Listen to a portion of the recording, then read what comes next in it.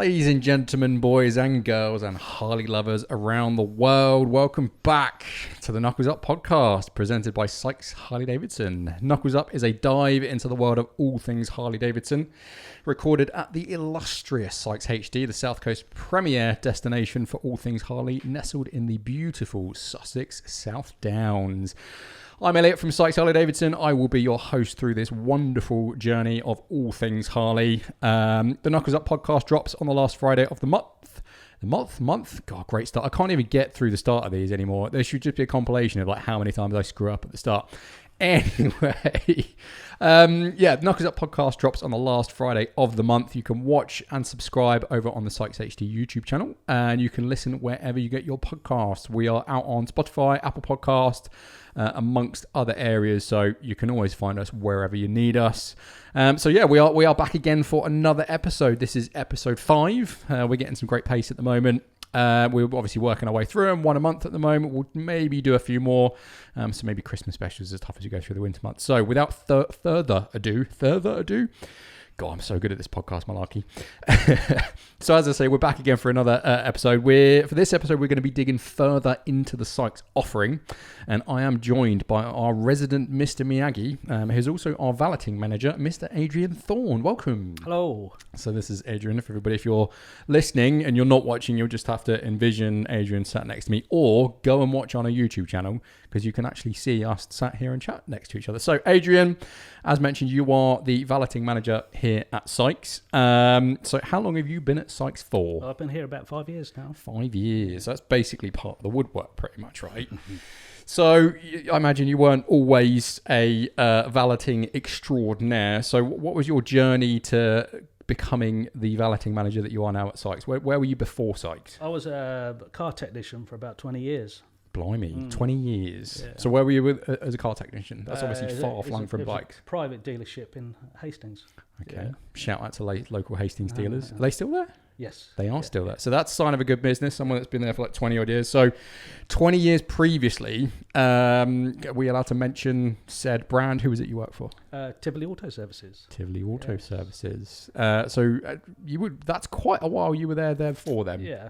Yeah. So was that like man and boy, your sort of first job? It wasn't my first job. I worked for a Mitsubishi dealership for doing my apprenticeship, and then moved there really. So it's a bit of a change going from the likes of the car world to then obviously going into valeting motorcycles as such. Yeah. So was it, was it the appeal of say like Sykes, or was it the appeal of Harley-Davidson that brought you here, would you say? I would say both. Yeah. I mean, my parents were a part of the chapter anyway. So, and I saw the job advertised, and I thought, well, I'd like to give it a go. So how long were your parents members of the chapter for, or still current members of the chapter? Unfortunately not. But I think they were the original members. Original 1060. Yes. Shout out to the 1066 chapter members. Obviously a big integral part of what we do here at Sykes. So that's a big jump going from a car technician to then valeting motorcycles with a Harley-Davidson. So you obviously say that there's an appeal of Sykes, but also the appeal of Harley-Davidson. Yeah. So what is it about Sykes that was the appeal to you? It's, doing the car technician stuff. Like, I mean, from day to day, you can fix a car, which is great, and it runs perfectly, and that. But you don't really see the end result, if you see what I mean. And that was the appeal for me. On the detailing side. Nice. And then a Harley is obviously quite an iconic brand. Yes. Going from Mitsubishi or previous Tivoli Motors, again, shout out Tivoli Motors. That's quite the jump. I mean, it's such an iconic brand though, right, Harley? Yeah. So, I mean, were you a Harley fan, before you came on board with Sykes? Yeah, I mean, my father was riding Harleys for a few years. And what was it like that he rode? What was your first sort of taste of Harley-Davidsons? I think it was a Heritage, Nice. Yeah. Good looking bike. Yeah, it definitely was, And how long was your parents' riders for? Oh my goodness. Quite a long time. Quite a few years. Before you were even a glimmer in their eye kind of thing. Something like that. So you've basically been brought up on Harleys then? Well, pretty much, yeah. Yeah, were you sort of like plonked onto Harleys like when you were a little baby? No. Safe parents, considerate parents. Something like that, Not shove you in like the little like saddlebag next to you and take you along. So obviously working with Harley-Davidsons, I mean, you get to see a lot of bikes. I mean, that's an understatement, right? Yeah. A lot of bike seeing is that you clean a lot of stuff, but where you guys are based, like down in our warehouse down the bottom, you know, you're surrounded by literally the who's who, I guess, of, you know, iconic Harley-Davidsons, being surrounded by the UK's biggest stock of HD certified approved used bikes. Check that out, sykeshd.com. Sales plug there. You obviously see a lot of stuff, and with, you know, there's such diversity in Harleys, but what really goes into the process of detailing a Harley? I know that no two bikes are the same, but what's your kind of like, so if I brought my bike into you and said, right, Adrian, I want you to valet my Harley, what's the process that I could expect out of you? Well, I mean, to start with, you're going to need to degrease it, wash it. Yep. And we have a really good degreaser that we use. And then we go through washing it, drying it we have a really good dryer. It's a blower, it's an electric blower sort of thing. And then we get it on the ramp and then go from the polishing and from there, really. So with you sort of mentioned like the grease and the grime. I think a lot of people don't appreciate, you know, you pick up so much, I mean, crap really off of the road, like all the dirt, the grease and the grime and stuff, because every other vehicle that is out on the road is kicking out, you know, like all sorts of stuff. And as a motorcyclist, you're basically just getting that in your face at all times. Yeah. So, and I guess that's probably a big part of it. I mean, you probably see a lot of bikes coming in a few sorry states, right? Yeah. That require a lot of work to try and get some stuff in. So with the degreaser side of thing, I mean, is that something that you just apply meticulously, or you just literally cover the whole bike and get everything stripped out? Cover the whole bike, yeah.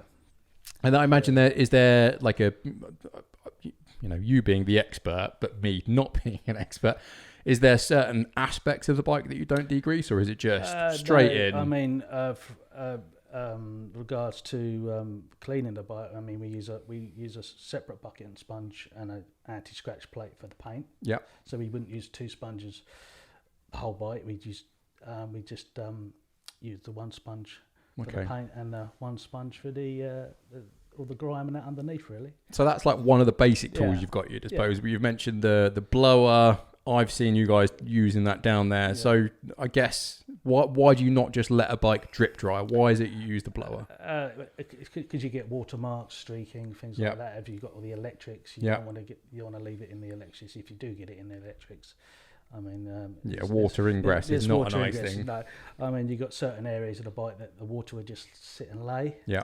So you want to get that out of there before you start cleaning anyway. So I guess that reflects on how meticulous you are when it comes to cleaning. I mean, I think the first time I saw that, it kind of blew me away that you're basically using a blower to blow all the water out, but it kind of makes sense. There are harder to reach areas, and I guess then from your perspective, you know that when you are cleaning a bike, it is dry and you can kind of work your magic on it, right?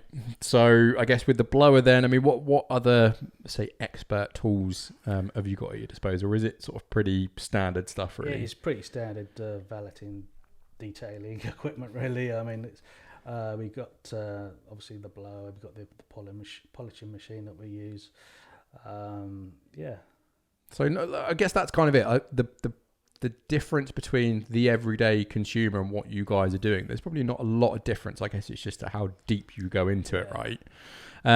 So as far as like the tools, I mean, I guess you can be quite meticulous, but how meticulous are you? Are you a proper, like, I need to get into every last little nook and cranny? Definitely, yeah.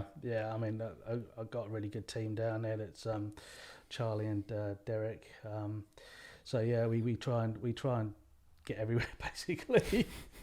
So I mean, how far? Because that's sort of it. You could say, well, look, you know, how meticulous is meticulous? So you literally getting right up into every part of it. I mean, we try and strip the bike down as best we can. I mean, you know, take the seat off.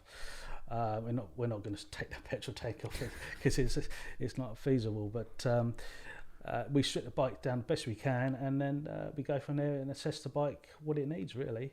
And what's your first point of assessment then? Do you literally start ground up? I mean, is there like a checklist process that you go through? When we're degreasing the bike outside, obviously we've taken the seat off, we take the panniers off, we take the side panels off, and then we look to see how bad the bike is, and then go. So is it every bike you make your initial assessment? Every bike we do that anyway. Yeah. And does that kind of set the tone as to how you go about detailing it? Obviously, you know, a 48 compared to like a CVO Sport Glide or something are still very, very different bikes. Yeah, obviously the CVO Sport Glide or whatever, you take all the equipment off.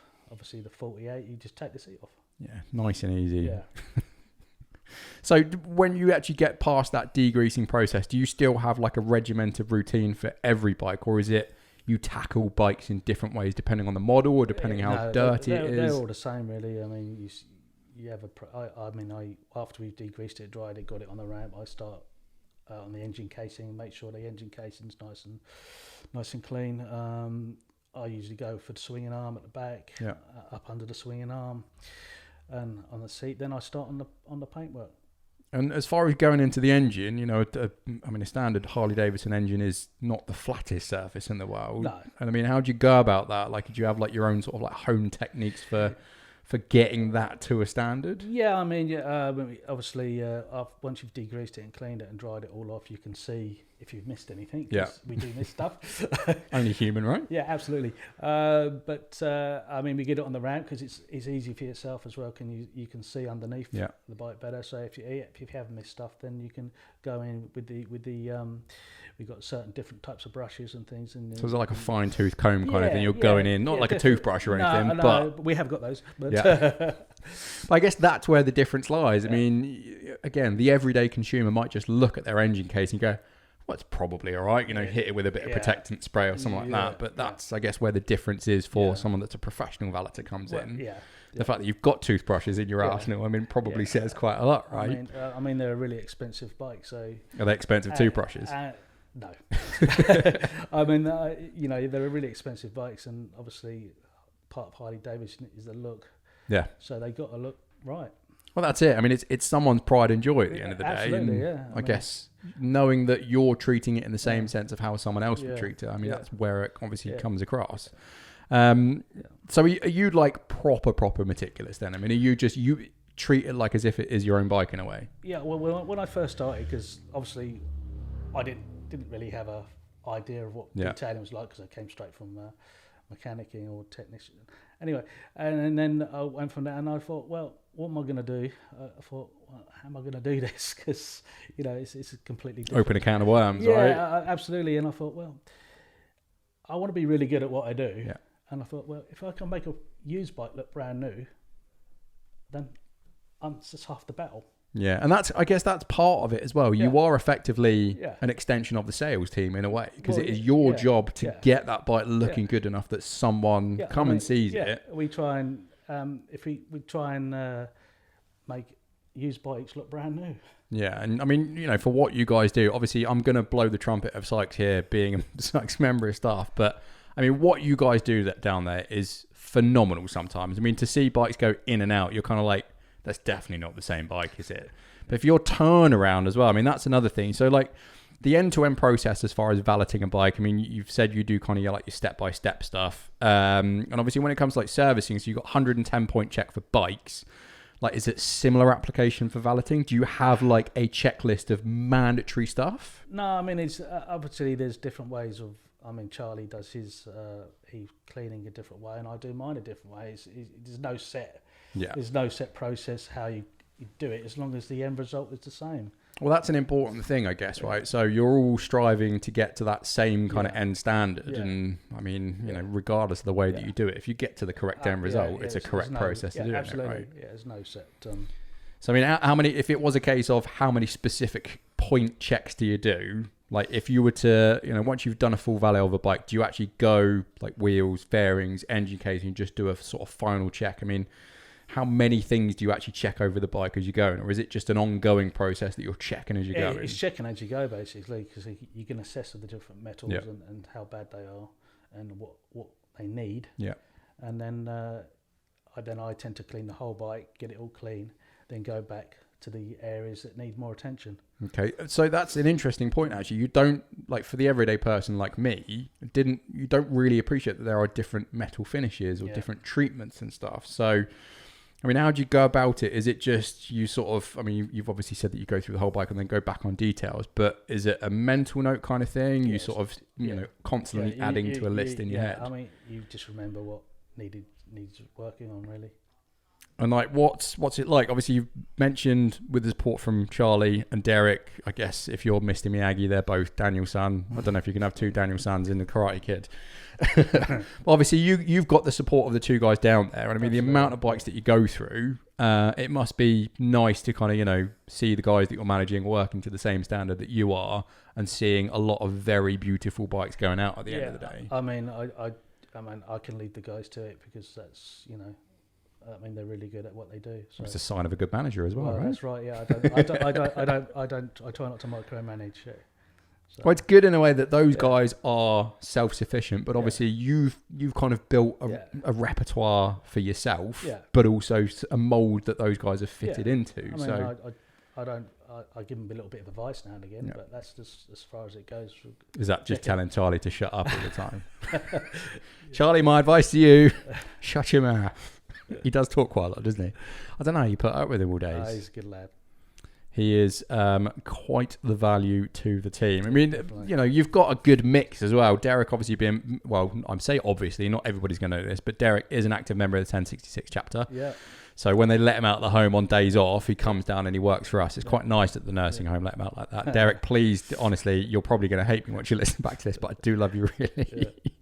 This is the beautiful thing of like podcasts. I can kind of sit behind a microphone and just mock people, and then no repercussions for it. But that will probably come down like a ton of bricks. So, anyway, digressing. So this is going to be an interesting one. How many bikes do you think you've actually cleaned in your lifetime? I know that is like literally how long is a piece of string, but my goodness.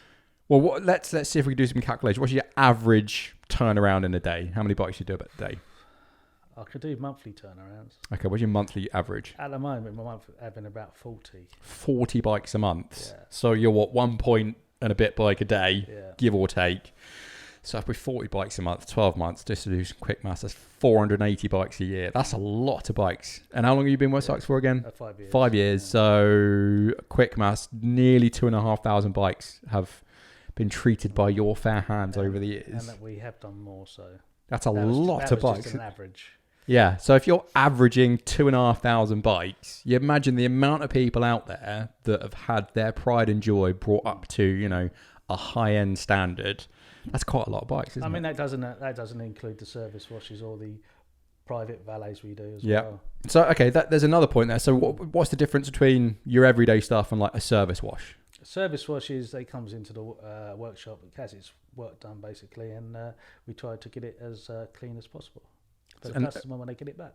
So that's effectively just like an add-on service off the back of workshop, because obviously when it's been through the workshop, stuff gets greasy, grimy. We had Rob on the episode last time, who was kind enough to wash his hands before he came in. But obviously those guys are, in the grit and the grime and the dirt all day, every day. You get oil changes and things like that. Yeah. So, And I mean, obviously a service wash isn't necessarily going to be the same as a full valet, but I imagine you still treat it with the same kind of respect as you would. We try and get it as clean as we possibly can within the time frame that we're given. And do you find you sort of find yourself like frustrated or something in a way that you want to do more? I guess to have to draw a line sometimes. Yeah, because sometimes the customers are waiting, so you've got to bear that in mind as well, which is, So it's like quick turnaround kind of thing.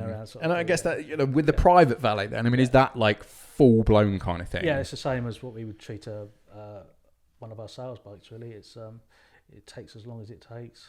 And what's the longest you've ever put into a single bike, would you say? It's like the longest valet you've ever done. I did one a while back where the customer leaves his bike outside and he wanted it full valet. It took 2 or 3 days. Blimey. So is that a bike that's been sat there for ages, rain and everything and crap corrosion and as you can imagine. Yeah. So corrosion must be a tough one because I mean it's the fundamentals of a motorcycle is just a big hunk of metal at the end of the day. You leave it out to the elements. Absolutely. Yeah. So there's obviously a lot that goes into it to bring that kind of standard up. I mean we've touched on our fleet of HD certified approved used bikes, which are a very, very good standard. We uphold the standard of having good bikes here, but there's always going to be certain things that you might need to give a bit more attention to. So, like that, I mean, it must be tough, like to get a bike. Like, does it pain you slightly to see a bike like that, or does it give you a little bit of like eagerness to know that what you can turn it into? Yes, definitely. I mean, difficult one. It's like untapped potential, isn't it? Like, I quite like the challenges. yeah.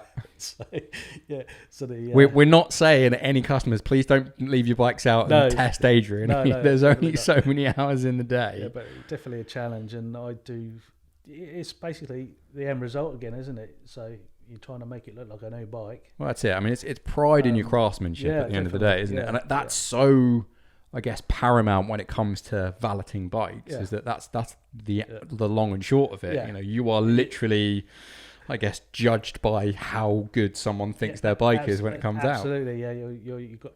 I mean, it's a reputation, isn't it? Yeah. So, I mean, the satisfaction in your work as well must be really good. Yeah.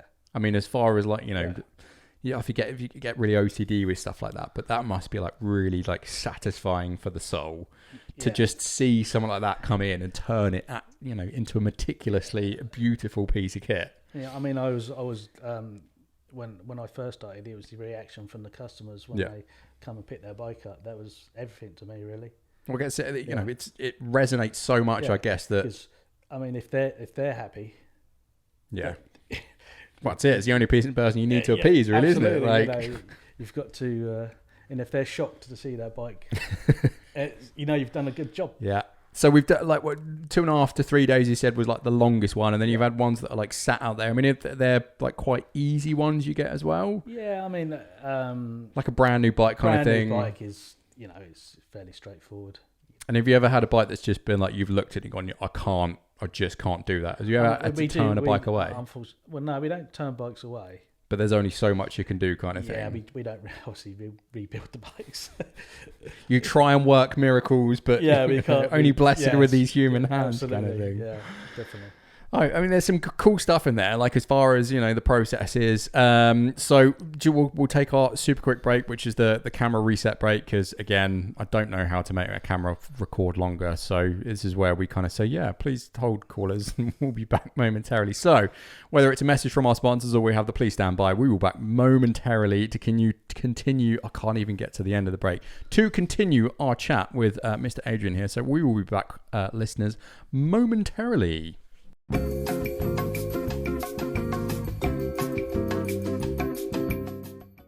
So that was our brief. Elliot, turn the camera off and on again, reset. I'm sure we'll probably get a more professional way of doing this, but 5th episode in, I think we're doing pretty good. So back to our chat with Adrian.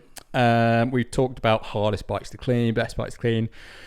Are there any bikes that are generally harder to clean? I mean, we've obviously spoken about treating bikes equally, but what's like the hardest model Harley you would say is there to clean? That's a really difficult one. I mean, new CVO's got to be quite intricate, right? Yeah, I think from a cleaning perspective is the Fat Boy, I think. So what is it about Fat Boy that makes it hard to clean? So we actually spoke about this earlier before we came onto the podcast. So, Adrian, tell me what is about a Fat Boy that you don't like to clean? Yeah, it's the wheels. It's the wheels. Yeah. So it's specifically what model wheels? Because they got like the little holes in them. We should probably know the technical name. If anybody knows the technical name, send it in and we'll pop it up on the bottom so it makes it look like we know what we're talking about. But they're trying to think what they are like. It's kind of like a disc wheel sort of thing, but with the holes in it. Solid. Well, they're not solid. They're solid wheels at the moment, aren't they? Yeah. On the models, which they're quite challenging. So what makes it hard? They're diamond cut wheels, I believe. Yeah. So there's little grooves in the machining. So does it just mean that you're forever chasing shadows on something like that? Yeah, it's quite a challenge. Is it just the wheels on a Fat Boy, or is it the whole Fat Boy? No, it's just the wheels. Just the wheels. So, okay, if you had a Fat Boy with, I don't know, Prodigy wheels as an example. I don't know if you can get Prodigy wheels for a Fat Boy. It might look nice if you can. But if you took Fat Boy wheels off of a Fat Boy and it had nice and easy clean wheels, what then would be the hardest bike do you think there is to clean? Oh, my God. I mean, is this a test of your HD knowledge as well?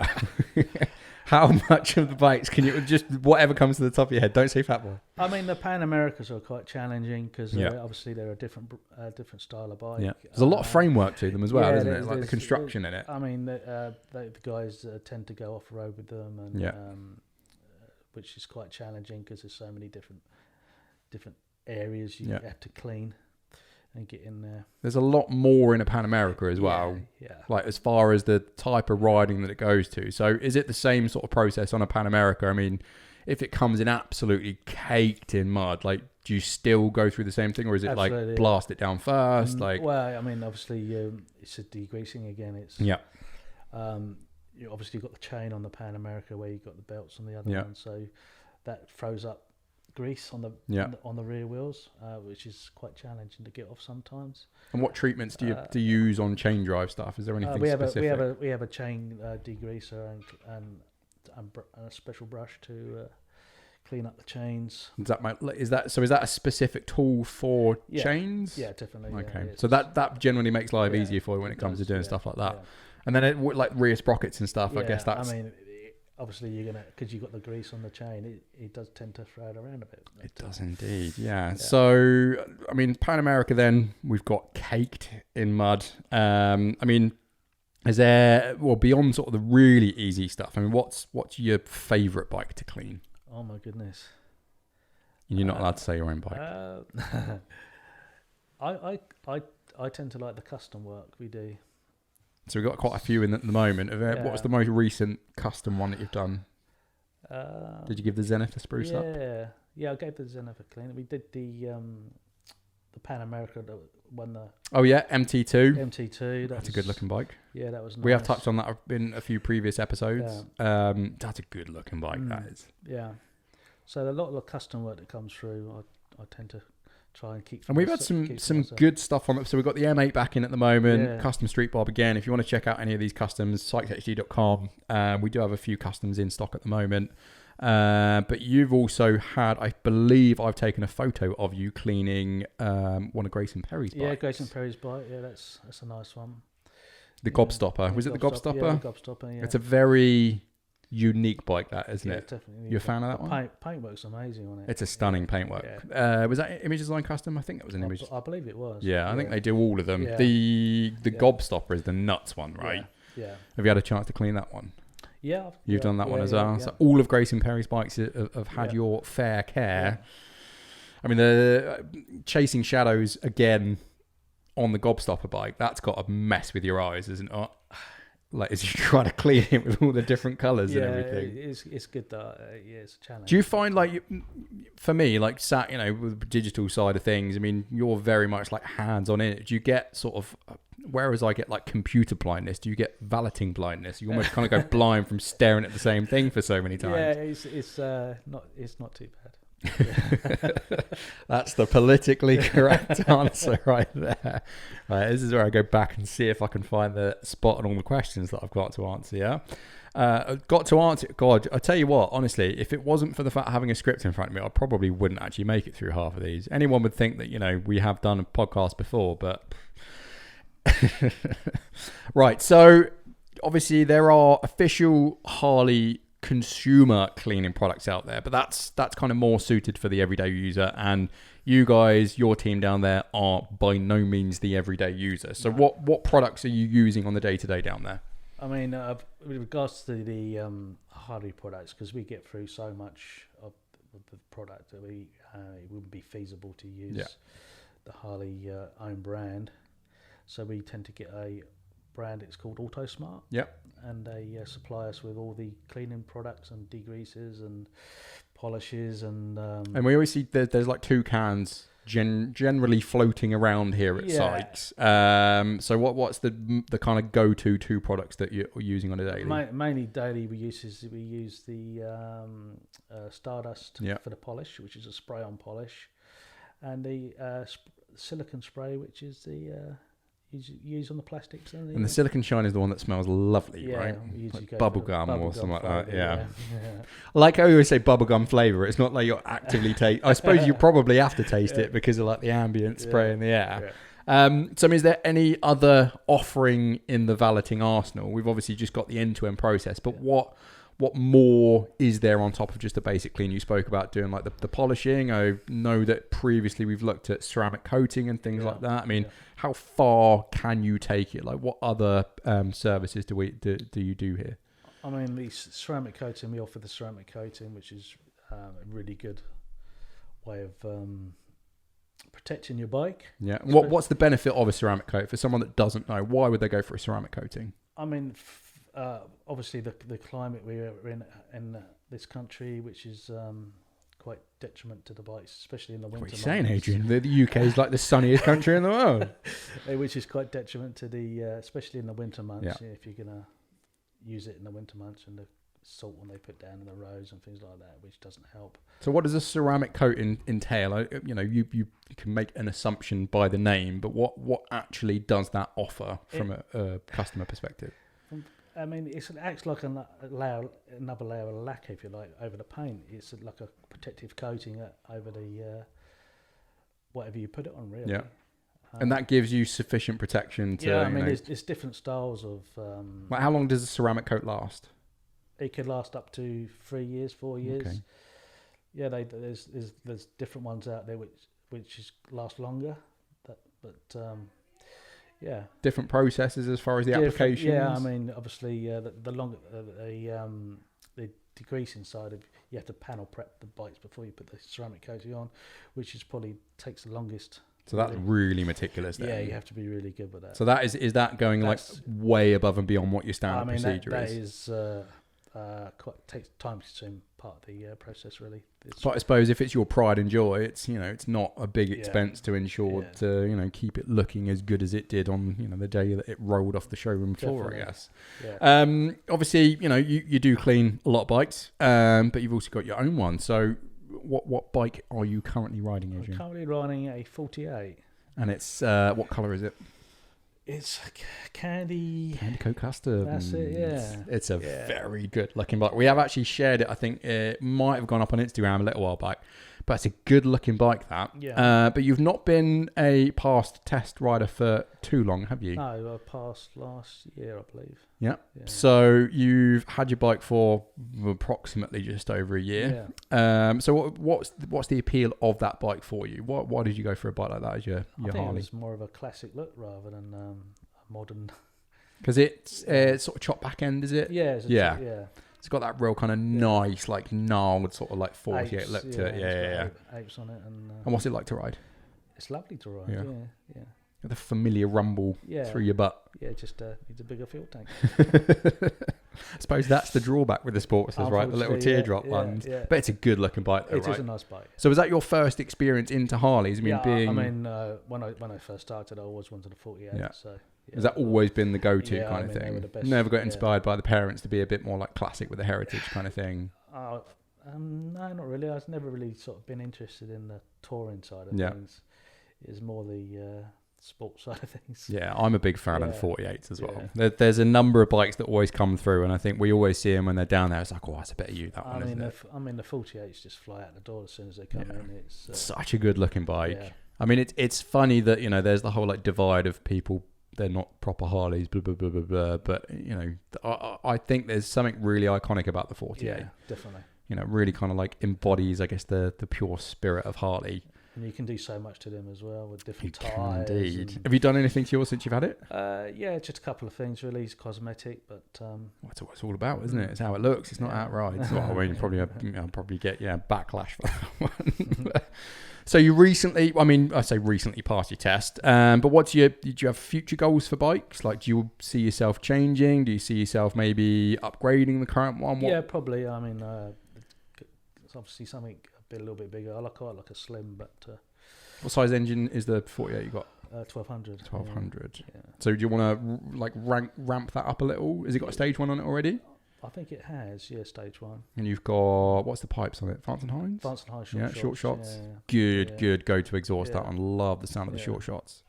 Yeah. What's do you want to keep that as is, or maybe just chop it out? I mean, what's your future goals? I would like to keep it and have another bike, but N+1, isn't it? Which is like the equation for how many bikes that you need. Yeah, I mean, you're only limited by space, really, aren't you? You are indeed, or partners in my case. Hopefully, my missus isn't listening to this one. But we're trying to get that.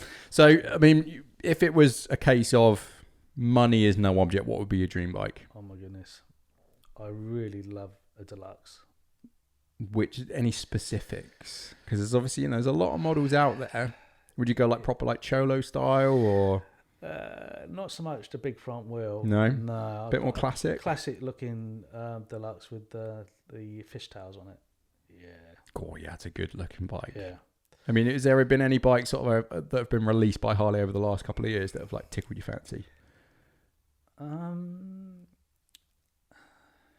Like I was a big fan of the El Diablo when it came out. Yeah, Loved the Lowrider ST. Lowrider ST is nice. Great paint job on that. Always going about. And then the Fast Johnny came out and was like, okay. Yeah, Fast Johnny. Good looking bike as well. Absolutely. I mean, the Lowrider ST is a cracking looking bike either way, whichever way you look at it. Yeah. What's that like to clean? Relatively easy. Fairly straightforward. It's not too complicated, is it? So, I mean, it's been good some good insight there, Adrian. I guess a lot of people probably don't appreciate what goes into valeting Harley-Davidsons. And for you guys, you're not tucked away down at the bottom, but for the footprint that we've got here, you're kind of out of the way. I think it was good to, get you on and to chat and to bring a little bit of visibility to what you guys do down there. Definitely. And hopefully it's given everybody a bit of insight into the wonderful world of valeting Harley-Davidsons and why you can expect the best possible service, of course, from Sykes. I think we've probably covered a fair bit there. We don't want to bore people too much with lots of cleaning bits. If you do want to find out more about cleaning, obviously you can come down and see us, come and see Adrian. Adrian can give you tips. I'm sure you'd be more than happy to steer people through maintenance stuff for themselves, or even if you want to get booked in, this is the man. He's going to make your bike look absolutely fantastic. So I think that probably about wraps things up for this episode. Obviously, a massive thank you to Adrian for joining me on this one. I won't take you away from all those bikes that need cleaning for much longer. There's obviously lots of bikes down there that still need cleaning, so he needs to get back to work. I need to get back to work as well. So as always, we'd obviously love to hear from our listeners what you think of Knuckles Up Podcasters as a whole, what you want to see in future episodes. If you've got any questions you want to know, feel free to send them over. We're always happy to listen and maybe put some questions into some future episodes. So as mentioned, the Knuckles Up podcast drops new episodes on the last Friday of the month. You can watch and subscribe over on the Sykes H-D YouTube channel and listen wherever you get your podcasts. So thank you again, everybody, for listening. This has been another episode of the Knuckles Up podcast. I've been Elliot from Sykes H-D. He's been Mr. Adrian, and we will see you in the next episode. Cheers.